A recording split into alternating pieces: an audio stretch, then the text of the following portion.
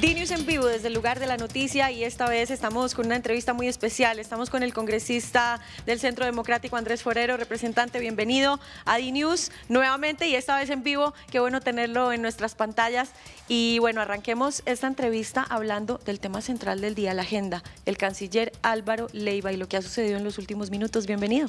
Estefanía, muy buenos días, un saludo para ti, un saludo para todas las personas que nos ven a través de DNews. Como siempre, muy contento de estar acá y efectivamente esa es una de las muchas noticias que tenemos en el país. Estamos ya acostumbrándonos a un gobierno que en cierta manera tapa un escándalo con uno siguiente y ahora pues tenemos al canciller que está en este momento con una orden de suspensión por parte de la Procuraduría y que el presidente y él en cierta manera están desacatando, no están respetando las instituciones y él ha seguido fungiendo como canciller a pesar de esa suspensión y ya se planteó la fecha para cuándo debe adelantarse ese juicio disciplinario.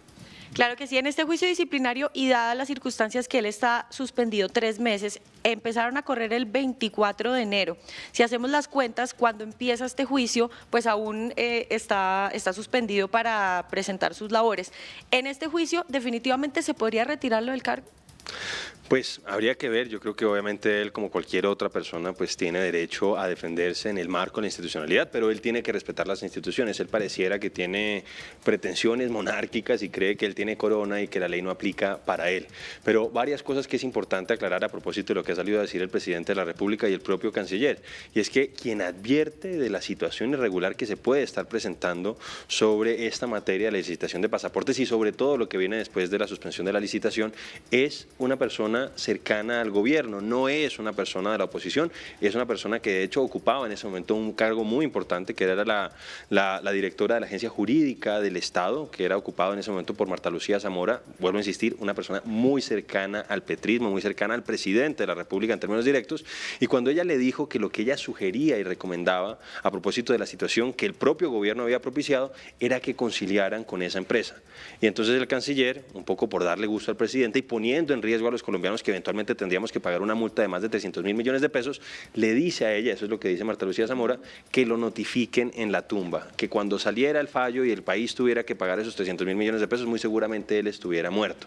Entonces, ese es el elemento o uno de los puntos fundamentales de la decisión que adopta la Procuraduría General de la Nación. Hay que recordar, porque el presidente ahora está diciendo, es que yo no puedo permitir pliegos amañados, y obviamente uno desea que no haya pliegos amañados en ninguna entidad del Estado, pero él olvida que esa licitación la estructuró precisamente el señor Leiva y su equipo de trabajo. Entonces ellos hacen, según el propio presidente, una mala licitación, dejan que avance y ya de manera extemporánea tratan de declararla desierta y obviamente someten al país a un riesgo grande de pagar una indemnización multimillonaria, con una particularidad además, hoy por hoy quienes están prestando ese servicio son precisamente las personas con las que el gobierno no quiso tener esa licitación. Tuvieron que declarar una emergencia para darles por un año a dedo esa licitación, ese servicio por lo menos por un año. Entonces, yo lo que veo es que el propio gobierno arma sus propios enredos, trata de desacreditar las instituciones y adicionalmente pone en riesgo a los colombianos que tendríamos que pagar 300.000 millones de pesos eventualmente, según lo advirtió una funcionaria en ese momento del propio gobierno muy cercana al presidente.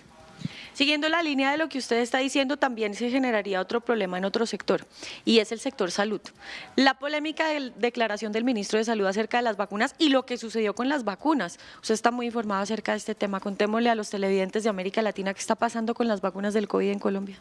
Así es, realmente este gobierno habla mucho de la necesidad de hacer prevención y promoción en materia de salud en el país y en general en el mundo, pero la verdad es que esa prevención se queda solamente en el discurso.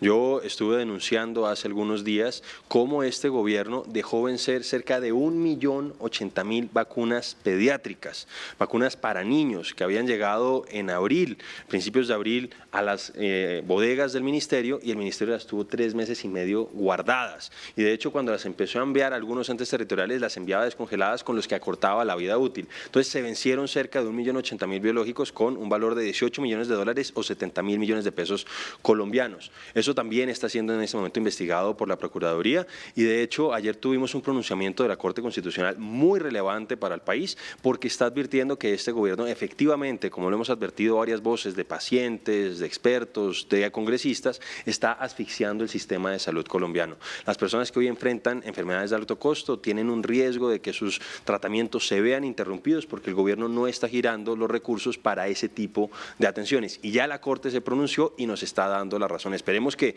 el ministro de Salud, que se ha reído prácticamente de todos los que les hemos hecho críticas, sí respete la majestad de la Corte Constitucional y cumpla con lo que le ordena, que es pagar esas platas que están adeudadas. Él se desencaja y dice que supuestamente está al día y la Corte muestra que efectivamente no es así. Usted que está en el Congreso, muy enterado de lo que pasa en esos pasillos, ¿en qué va la reforma a la salud? Pues en este momento el gobierno tiene este semestre para que se apruebe tanto en el tercer debate en la Comisión Séptima del Senado como en la plenaria del Senado. Y yo creo que no puedo dar un juicio definitivo, pero creo que la va a tener más difícil que en la Cámara de Representantes. De hecho, están en este momento con problemas de números para lograr que pase en el tercer debate, y con todo esto que está pasando, los pronunciamientos de la Corte Constitucional, los problemas de gestión de parte del ministro, que está con una monomanía por la reforma, se ocupa solamente de la reforma y se desentiende de sus obligaciones, lo que pasó por ejemplo con las vacunas, pues yo creo que eso es posible que incida en la determinación de algunos senadores. Entonces yo pues obviamente tengo un pronóstico reservado, no me atrevo a decir que se vaya a hundir, pero creo que el gobierno sí la tiene un poco más difícil en este momento, y a medida que sigan saliendo escándalos, sigan evidenciándose los problemas de competencia que tiene el gobierno para hacerse cargo de las pocas responsabilidades que tiene hoy y pensando en las muchas que quiere asumir, realmente yo creo que es posible que se caiga. Y si no se cae, lo que sí yo casi ahí sí tengo una mayor certeza, la Corte Constitucional seguramente va a tumbar este proyecto que tiene vicios de trámite y tiene vicios de fondo, y además está poniendo en riesgo uno de los bienes más preciados de los colombianos, que es la salud. Una de las personas más críticas de la reforma a la salud y del proyecto fue Jorge Iván González, el director de Planeación Nacional, que justo presentó la renuncia el día de ayer. Él era quizás una de las fichas más técnicas del gobierno. ¿Qué opina de esta renuncia? Pues yo creo que con esta renuncia sale una de las que yo considero pocas personas prudentes, razonables, moderadas, que aún le quedaban al gabinete presidencial. Con esto lo que vemos es que el presidente insiste en transitar el camino de la radicalización, y que aquellos que tengan algún reparo con alguna de sus políticas necesariamente tienen que dar un paso al costado. Esto ya había pasado y tú tienes toda la razón. La reforma a la salud no solamente ha sido un tema muy debatido a nivel nacional, no solamente ha sido un tema muy debatido a nivel del Congreso, sino que incluso implicó la ruptura del gabinete original del presidente. Por cuenta de esa reforma salió la ministra Cecilia López, salió el ministro José Antonio Campos, salió el ministro Alejandro Gaviria, y ahora sale Jorge Iván González, que en ese momento eran las personas que uno consideraba que representaban el centro político de un gabinete que en cierta manera era plural. Tuvieron que salir ellos, también salió obviamente la ministra Corcho por los problemas que estaba teniendo en el trámite de la reforma, pero lo que esto evidencia es que el gobierno y el presidente, ante la caída en las encuestas, ante la difícil situación que está atravesando en materia de gobernabilidad, en lugar de buscar el centro, que fue lo que le permitió ganar las elecciones, ahora lo que está buscando es una mayor radicalización, y creo que eso lo que va a hacer es que él siga y siga cayendo en las encuestas.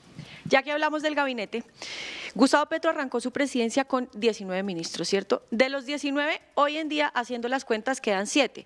Que en realidad serían 6, porque si Leiva está suspendido, pues quedarían 6 del gabinete original.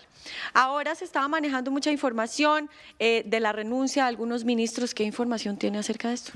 Pues todavía no sabemos. Realmente, además, el gobierno, siento yo que a veces tira bombas, por decirlo así, para que los medios en particular caigan y después él pueda salir a tratar de desacreditarlos. Entonces no se sabe ciencia cierta qué va a terminar pasando. Lo que sí se sabe es que el presidente no tiene una buena forma de liderazgo, siempre está maltratando a sus ministros en público, a pesar de que no lidera, a pesar de que no gestiona, no coordina, pues él un poco trata de delegar toda esa responsabilidad es en ellos, y pareciera que quiere sacar a algunos. Pero aquí está reeditando el presidente Petro lo que sucedió en Bogotá, y es ese continuo cambio en el personal directivo que lo acompaña, en este caso ministerial, y obviamente pues eso tiene incidencia en los resultados de las distintas carteras. Y adicionalmente, no solamente es a las personas que cambia, sino a las que no ha nombrado. Por ejemplo, es inaceptable que después de 1 año y 6 meses de gobierno no tengamos director del INVIMA en propiedad, teniendo tantos problemas en este momento con medicamentos, con licenciamiento de medicamentos, y que el gobierno pues pareciera no estar interesado en eso. Ya pasó 1/3 del gobierno